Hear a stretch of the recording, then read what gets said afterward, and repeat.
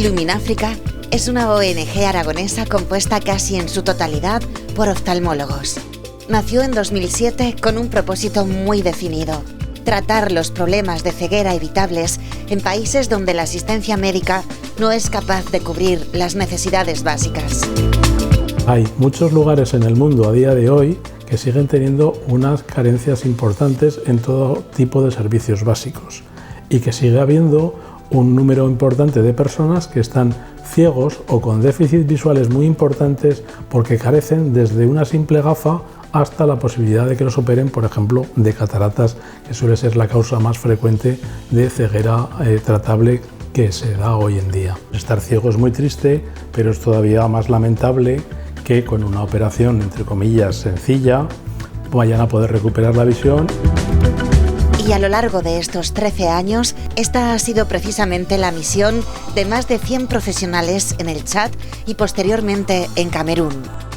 Aragoneses que han utilizado sus vacaciones personales para llevar a cabo de manera voluntaria más de 5.400 intervenciones quirúrgicas. Una labor que, más allá de lo profesional, también a ellos les ayuda a abrir los ojos. Cualquier persona que vaya a un país de estas características, yo creo que vuelve con la mente cambiada. El hecho de ir al médico y que le atiendan, aunque sea 10 días después, pues a lo mejor le parece una barbaridad y una atrocidad y mire usted qué mal.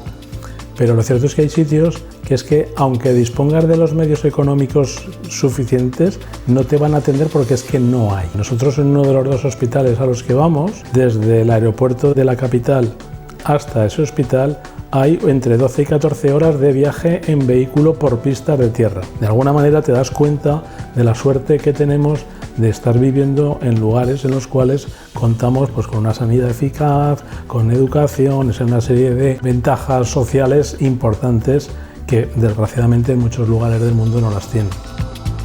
La intención de Illuminafrica es seguir trabajando por conseguir un objetivo universal fijado para el 2020, que todavía sigue sin cumplirse: garantizar el derecho a ver para erradicar la más injusta de las cegueras, la evitable.